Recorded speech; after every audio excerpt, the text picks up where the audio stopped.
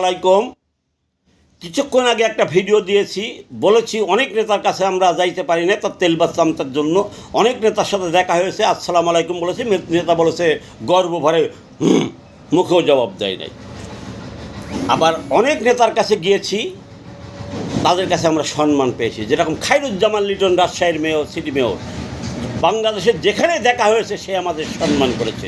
একটা ঘটনা বলে যায়, মুজিবনগর দিবসে আমরা চার পাগল গিয়েছিলাম, খায়রুজ্জামান লিটন সম্মান মঞ্চের থেকে ডেকে আমাদের সম্মান দিল। দুপুরবেলা খাওয়ার টাইমে গেলাম, মুক্তিযোদ্ধা মন্ত্রী সহ অনেক এমপি মন্ত্রী তারা ওখানে সেটা ভরে খেলো, কিন্তু আমরা ওখানে আমি আর আলী ছিলাম। আমি আর আলী দুই পাগল যে গেলাম, আমাদের কথা জিজ্ঞাসা করি না, খেলো না। লাস্টে আমরা খাওয়ার পেলাম না, গোস্ত মতো সব ফুরিয়ে গেল, খালি ভাত ছিল। লাস্টে হোটেলে যাই ডিম আর ভাত খেলাম। রাজশাহী বাগমারার এমপি আবুল কালাম আজাদ মেয়র থাকাকালীন সময়েই সে যেখানে আমাদের সাথে দেখা হয়েছে আমাদের নৌকা গ্রুপে সম্মান করেছে। গাইবান্ধার মাহমুদ হাসান রিপন সাহেব তার নির্বাচনের সময় গেলাম, সে তার বাড়ির পাশে একটা মঞ্চে বক্তব্য দিতে ছিল, আমাদের দেখে তার বক্তব্য, আমি আর আলী গিয়েছিলাম, বক্তব্য থামিয়ে দিল। থামিয়ে দিয়ে আমাদের ডাকলো, ডেকে বললো কিছু বলো। ঠিক আছে। গাজীপুরের রাসেল জাহিদ ইসলাম রাসেল সাহেব, তার বাসায় গিয়েছি, তার ওখানে আমরা সম্মান পেয়েছি। সে বলেছে তার এরা আমাদের মেহমান, এদের যথাযথ সম্মান করবে। গাইবান্ধার রিপন সাহেব, বাগমারার আবুল কালাম সাহেব, এইরকম কিছু নেতা আছে, তারা তাদের এলাকায় গেলে পারে কর্মীদের ডেকে বলেছে এরা কিন্তু আমাদের মেহমান, এদের সেইভাবে সম্মান করো।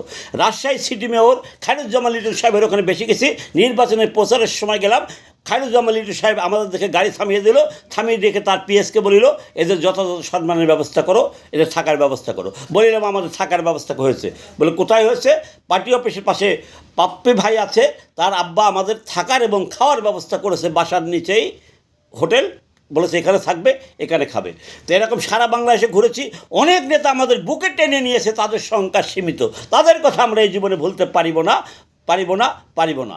আবার কিন্তু বেশিরভাগ নেতার কাছে আমরা কোনো সম্মান পাইনি, তারা আমাদের মানুষই মনে করেনি। তাই মনের ক্ষোভে দলের এই দুর্দিনে আমি একটা জিনিস চ্যালেঞ্জ করে বলতে পারি, এই যে আমার মা হারা দাদা ভাই এই পর্যন্ত কয় মাসে যত জয় বাংলা বলেছে, যত ভাইরাল হয়েছে, এরকম কি কেউ হয়েছে কিনা আমি চ্যালেঞ্জ করলাম। কিন্তু আজ পর্যন্ত কোনো নেতা আমার দাদা ভাই বলে ভাগা কণ্ঠে জয় বাংলা, জয় শেখ হাসিনা, জয় বঙ্গবন্ধু, ঠিক আছে, এরকম ভাঙা শেখ হাসিনা আসবে আমার জন্য, মৃত্যু নিয়ে আসবে, কিন্তু আজ পর্যন্ত ডিজিটাল বাংলাদেশ কোনো নেতা বলল না যায় নৌকা কবির দলের সুদিনে তো তোমাদের আমরা অবহেলা করেছি, এই দুর্দিনে তুমিও আছো, তোমার মা হারা দাদা ভাই আছে, নাতি আছে, এই নাও 1000 2000 টাকা দিলাম, তোমার মা হারা দাদা ভাইকে একটু আঙ্গুর আপেল ফলমল কিনে দুধ মুধ খাওয়াইও।